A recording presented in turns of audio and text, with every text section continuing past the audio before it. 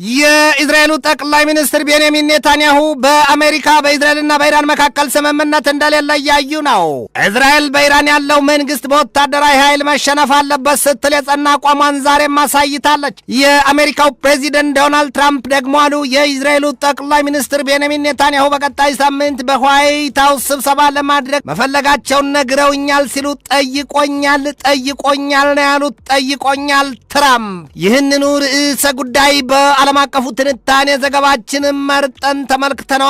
ከትንታኔ ዘገባው ጋር ትዕግስቱ ቀለነኝ መላጠፋ ሆዷ ገፋን የሆነው የዚያ የመካከለኛው ምስራቅ ቀጠና ምድር ጉዳይ የመጨረሻው መፍትሄ ነገር ጭላንጭሉ ቢሉ ፍንጩ አይታይበትም። ያንን በተገቢው ያስተዋሉ የሚመስሉት የእስራኤሉ ጠቅላይ ሚኒስትር ቤንያሚን ኔታንያሁ አሉ በኢራን በአሜሪካና በእስራኤል መካከል ምንም የሚያግባባ ነገር እንደሌለ ማጤናቸውን የገለጹት። የአፓ ዘገባም እንደሚያሳየው በአይሁዳዊቱ ሀገር እስራኤልና በዋሽንግተን መካከል ወዲያም ኢራንን አጠቃሎ የመግባባትና የመስማማት አዝማሚያው የራቀ ነው ሲል ገልጦታል። ፍየል ወዲያ ቅዝምዝም ወዲህ ይሏል አባው። አሜሪካና እስራኤል አንድ የሆነ አቋም አላቸው የሚባልበት የኢራን የኒውክሌር ጦር መሳሪያ መወገድ እንዲሁም የተብላላው የኢራን ዩራኒየም ተጠራርጎ እንዲጠፋ ነው። ነገር ግን ደግሞ በኢራን ያለው የአያቶላዎቹ አገዛዝ ከስረ መሰረቱ ይነቀልና ይወገድ ዘንድም ግብ አላቸው ነው የሚባለው። አሜሪካና እስራኤል ሁለቱም የአመሻታቸውና አቋማቸው አንድ አድርጓቸው በኢራን ላይ የከፈቱት የጣምራ ጦርነቱ ቢወቅጡት ይሉትን ሆኖባቸዋል ይሏቸዋል። ኢራንን በቻሉት ሁሉ ቢወግሯት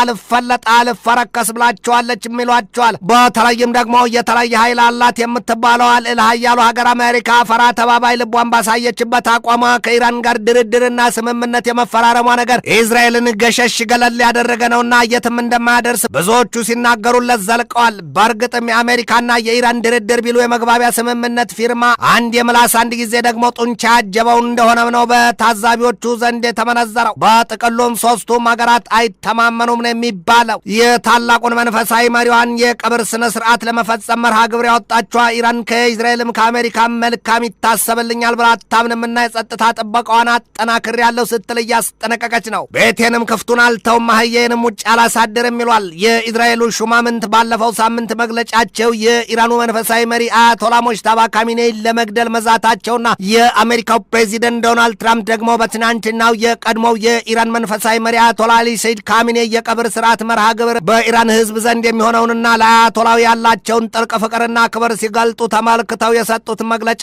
ሰውየውን መብሊያ ቀቢጠፋ ባንድ ቀበላንን አድርጓቸዋል የሚባለው። ለቀብር የወጣውን ህዝብ ባንድ ጥይት ሁሉንም ቃርመን ልናጠፋው እንችላለን ማለታቸው መጽሐፍ ያለውን አስደግሞባቸዋል።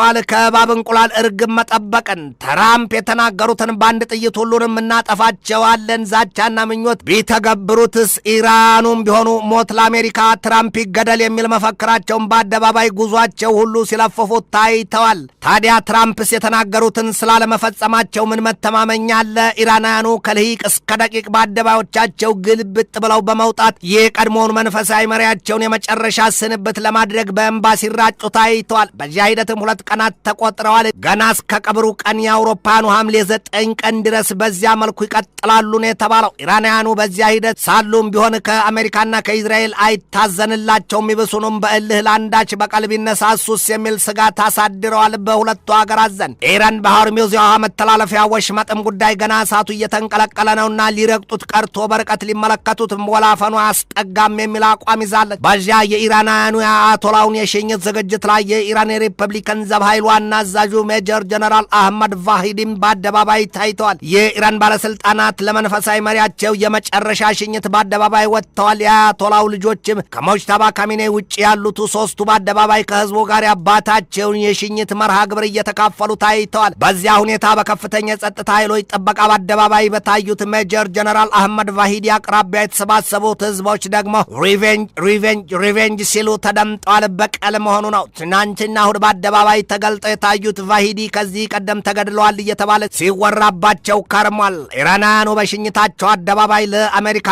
ለእስራኤል ያልተቀመሱ መሆናቸውን አስመስክረዋል። ሞክረዋልም ነው የተባለው። እስራኤላውያኑ በበኩላቸው ዛሬ የሚላሉ በኢራን ያለው መንግስት ካልተሸነፈና ካልተፈታ ካልተወገደ ረፍት የለንም። በኢየሩሳሌም የጸጥታና የውጭ ጉዳዮች ፕሬዚደንቱ ዶክተር ዳንዲከር ትናንት አመሻሹን በሰጡት ማብራሪያ በኢራን ያለው ኢስላማዊ መንግስት አሜሪካና እስራኤልን በድርድር እያታለለና እየጋረደ ሊያጠፋቸው አስልቷል ነው ያሉት። እገድላለሁ ሲሉ መሞት አለ ይሏል። አሜሪካና እስራኤል ያንን ማወቅ ነበረባቸው። ኢራናውያኑ ዴስቲ አሜሪካ ኪል ትራምፕ እያሉ በግልጥ በአደባባይ ታምቡራቸውን ሲደልቁ፣ እነዚህ ግን በንቀት አይን ከማየት የዘለለ ለአንዳች ወሳኝ እርምጃ ሲንቀሳቀሱ አልታዩም ሲሉ በአሜሪካና በእስራኤል መሪዎች ቸልተኛነት ዙሪያ ምሬታቸውን አሰምተዋል። ዳንዲከር አሁንም በንቃት መከታተል ያስፈልጋል። አሁን እነርሱ በያዙት ሁሉም እሳት የቻሉትን ከማድረግና ከመለኮስ አይመለሱም። እንኪያስ እቅጩን ልንገራችሁ። ዛሬ ተህራንን ዲፕሎማሲ ብቻውን አያቆማትም። አንድ ጊዜ ንቅል አድርጎ የሚጥል በትር ሊያርፍባት ይገባል ነው ያሉት ዳንዲከር።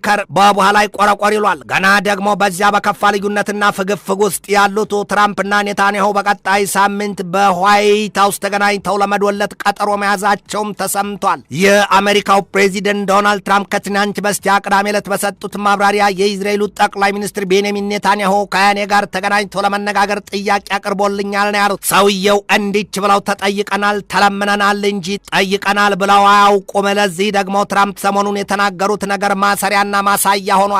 ኢራን የተገደሉባትን የቀድሞውን መንፈሳዊ መሪዋን አያቶላ አሊ ሰይድ ካሚኔን እስከመቀብር አትንኩይ ስትል ባቀረበችልን ጥያቄም ሳይሆን ተማጽኖ መሰረት ለአንድ ሳምንት አንነካትም ብለዋል። ዛሬ ደግሞ ይኸው የእስራኤሉ ጠቅላይ ሚኒስትር ቤንያሚን ኔታንያሁ ወደ ዋይት ሃውስ መጥቶ ከኔ ጋር ለመምከር ጥያቄ አቅርቦልኛል ሲሉ ዜናውን አስነግረዋል። ትራምፕ ከዚህ ቀደምም ብዙ ብለዋል። ነፍስ ይማርና በዚያ የካቲት 8 2026 የመጀመሪያው ቀን የእስራኤልና የአሜሪካ ጣምራ ጦርነት መክፈቻ ቀን የተገደሉትን የኢራኑን መንፈሳዊ መሪ አያቶላ አሊ ሰይድ ካሚኔን ተክቼ የመንፈሳዊ መሪያቸው እንደሆነላቸው ኢራናውያኑ አጥብቀው ጠይቀውኝ ነበር። እኔ ግን እምቢ አልኳቸው ማለታቸውና እስራኤላውያኑም ቀጣይ ጠቅላይ ሚኒስትራቸው ሆኜ ብወዳደር ይመርጡኛል፣ እንኪያስ እወዳደራለሁ እመረጣለሁ ማለታቸው አይዘነጋም። ካረጁ አይበጁ ይሏል ኢትዮጵያውያኑ አበው። ዛሬ ትራምፕ እየተኮፈሱ የኔታንያሁን የንወያይ ጥያቄ ያሉትና ሲያወሩ ትከሻቸውን ከፍ ዝቅ እያደረጉ ቃል በቃል ይህንን አሉ። we get along very good Netanyahu knows who the boss is ነው ያሉት። ዛሬ ይህንን አሉ እንጂ ትራምፕ ታዲያ ኔታንያሁን ጸያፍ ስድባቸውን አስከትለው ክሬዚ ያሏቸው ጊዜም እንዲህ ርቆ የሚዘነጋ አይደለም። ሰው መሳይ በሸንጎ ይሏል አገም ጠቀም ትራምፕ። በዚህ በተያዘው ሳምንት በቱርክ በሚካሄደው የምዕራባውያኑ የጦር ጥምረት የኖርዝ አትላንቲክ ትሪቲ ኦርጋናይዜሽን የኔቶ ስብሰባ ላይ ለመገኘት ወደዚያው መሄዳቸው የተረጋገጠ ጉዳይ ሆኗልና በኔታንያሁና በትራምፕ መካከል ይካሄዳል ተብሎ የሚጠበቀው ስብሰባ ምናልባትም በቀጣይ ሳምንት ሊሆን ይችላል ነው የሚባለው። የእስራኤል ሹማምንት በሰጡት ማብራሪያቸው የእስራኤሉ ጠቅላይ ሚኒስትር ቤንያሚን ኔታንያሁ ባለፈው አርብ በተከበረው የአሜሪካ 250ኛ ዓመት የነጻነት ቀን በዓል አስመልክተው ትራምፕን በስልክ እንኳን ደስ ያሎት ብለዋቸዋል። በዚያው አጋጣሚም ነው ቢቢና ትራምፕ ዋሽንግተን ውስጥ ተገናኝተው ለመምከር የተስማሙት ሲል የአግዚዮስ መረጃ ያሳያል። ትራምፕ ትናንትናው ማብራሪያቸው ደግሞ ይህንን ብለዋል። ኢራናውያኑ በአደባባይ ለመንፈሳዊ መሪያቸው ሲያለቅሱና ሲያዝኑ ደረታቸውንም ሲደልቁ አየሁ። በጣምም ደነቀኝ። ግን ደግሞ አሉ ፕሬዚደንቱ ሜቢ ኢት ኢዝ ፌክ ቲርስ ያዞም ባይሉትን መሆኑ ነው። ኢራናውያኑ የአያቶላው ሞት አሳዝኗቸው አይደለም።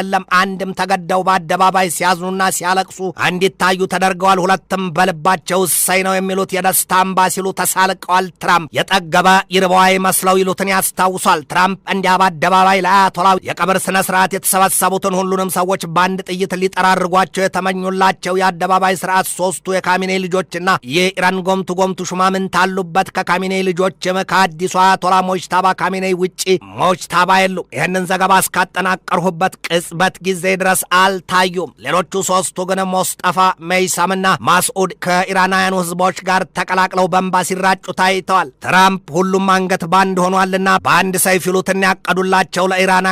የኢራን መንግስት ለለቀስተኞቹ የመጓጓዣና ማንኛውንም ነገር ለመሸፈን መዘጋጀቱም ነው የተገለጠው። በብዙ ሚሊዮን ለሚቆጠሩት ህዝቦች የኢራን ጉዳይ በአሜሪካና በእስራኤል የተለያየ እይታ በያዘበት በዚህ ወቅት እስራኤል የቀጣይ የህልውና ስጋቷን ሀገር ገልጣለች። ያው ያንን የተናገሩት ሰው ደግሞ በቀጣይ ምርጫ ለጠቅላይ ሚኒስትርነት ትልቅ ግምት የተሰጣቸው ሰው ናቸው። ናፍታሊ ቤኔት በተጸየፈ ስሜት የገለጧት ሀገር ደግሞ ከነገ ሐምሌ 7 እስከ 8 ድረስ የምዕራባውያኑን የጦር ጥምረት ኔቶን ጉባኤ አዘጋጁ ሀገር ቱርክ ናት። ቤኔት በአሜሪካ ይሁዳውያን ፕሬዚደንቶች ስብሰባ ፊት ተገኝተው ሲናገሩ ይህንን ያሉት ታርኪ ኢዝ ዘ ኔክስት ኢራን፣ የዛሬን አያርገውና ኢራን ያኔ በቀደመው ዘመን እስራኤልን በሙስሊሙ ዓለም ልብ መታ እንደ ስለት የተሰነቀረችና የተሻጠች ናት ስትል መጥፋት አለባት የሚል አቋሟን ስትገልጥ እንደነበር አይዘነጋም። ኢራን እስራኤላኑ የዚያን መሰል አቋም በቱርክ ላይ ለመተግበር እንደ ኢራን ለማድረግ ካለሙ ደግሞ ቱርክ የተደራጀ የጦር ኃይል ያላት የተራቀቁ የጦር መሳሪያዎች ያሏትና